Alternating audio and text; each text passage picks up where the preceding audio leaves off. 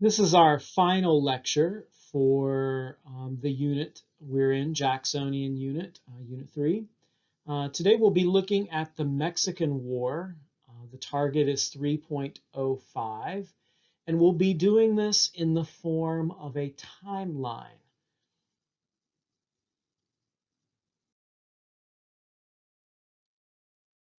So the timeline in front of us stretches right now from the 1820s to the 1830s. Let's begin our story with Texas. In the 1820s, Mexico invited plenty of Americans to settle in Texas. They told Americans that they would give them a special deal on land. They were free to try to do the best they could and make a life for themselves. And, Mexico would make it very easy and very profitable. Americans bring slavery with them. They bring cotton production with them. And they create a world that they feel like works for them. They feel like they're being successful off of slavery and cotton. In 1836, Texas gets into a conflict on 35-36 with Mexico and wins its independence. And part of that conflict is because Mexico was cracking down on slavery. Mexico was heavily Catholic, and then these Americans were not comfortable with that. So Texas has a little revolution, wins its independence, but it does not join with the United States at the time.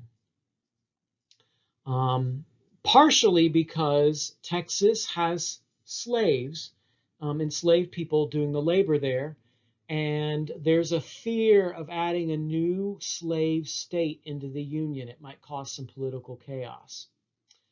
There is one problem with the Mexico-Texas situation in 1836. There's no clearly established border between the two. The border is not clearly laid out exactly where that line is supposed to be.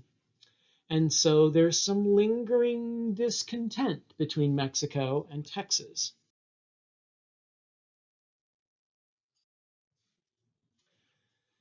So for about 10 years, Texas, with not very clear borders, stays its own independent country. That's right, Texas was a nation. And it cannot join the United States because abolitionists are putting a lot of pressure to deny another slave state from being admitted to the Union. And they're writing petitions to Congress and saying, no, don't allow Texas to join. It's not right. There's slavery there. Things change in 1844 when James K. Polk, a Southern slave owner, is elected president. And he runs for president on a platform of westward expansion. Southerners like westward expansion because they want to expand to new places to grow cotton and therefore take slavery with them. And that is right in line with Polk's ideas about expansion to the West. He wins that election and he assumes, wow, gosh, people voted for me because I believe in westward expansion. Woo, go me.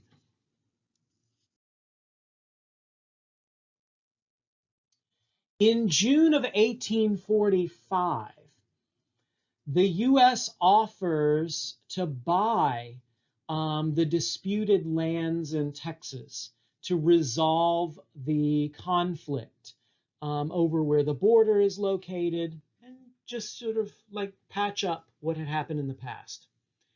Mexico refuses. Largely, Mexico feels insulted by the United States. It feels like the United States has got this arrogant, selfish approach to the whole Mexico-Texas problem.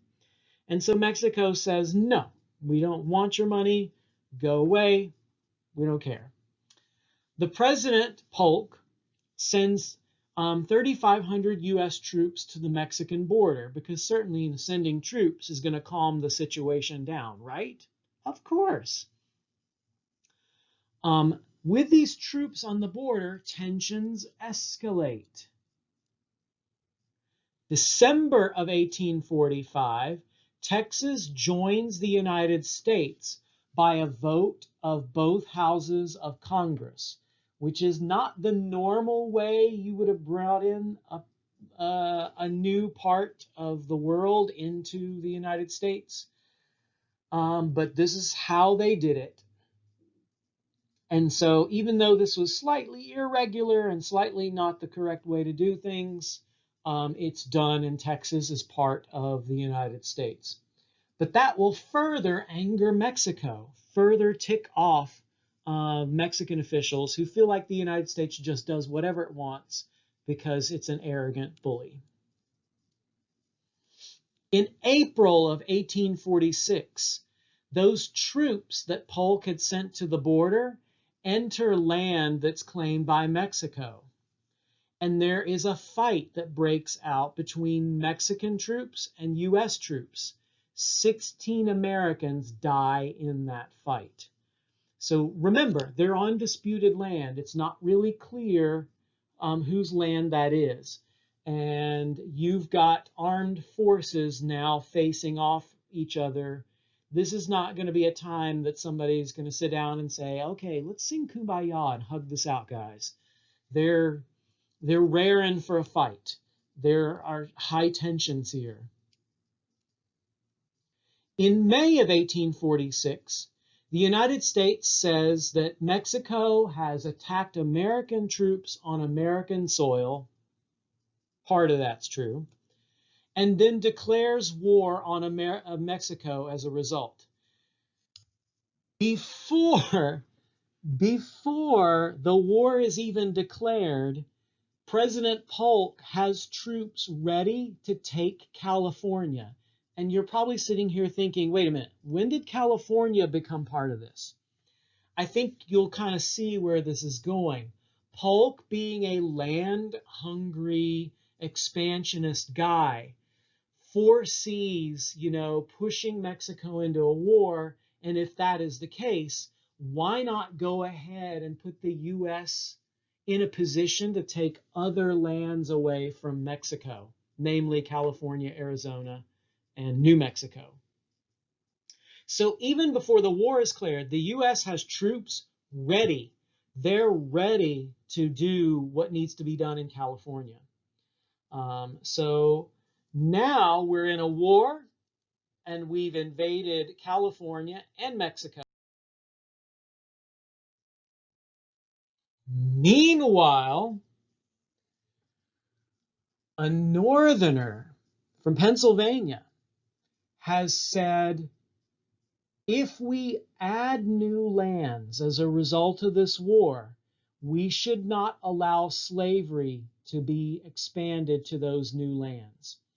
The man is David Wilmot, and his Wilmot Proviso, banning slavery in the Mexican territories, is actually defeated, and defeated more than once.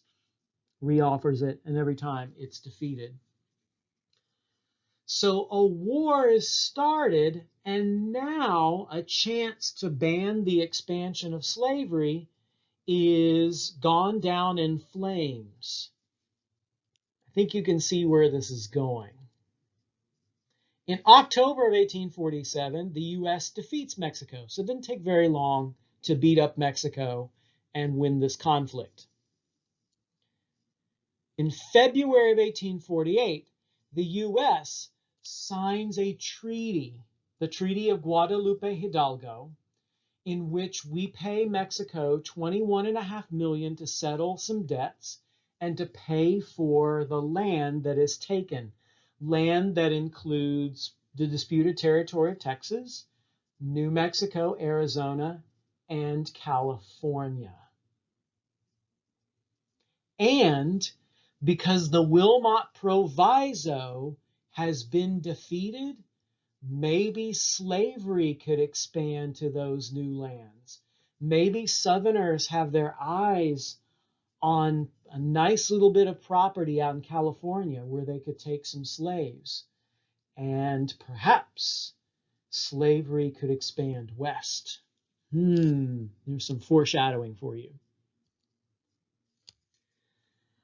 The whole problem of westward expansion and slavery takes a completely drastic turn because of the discovery of gold.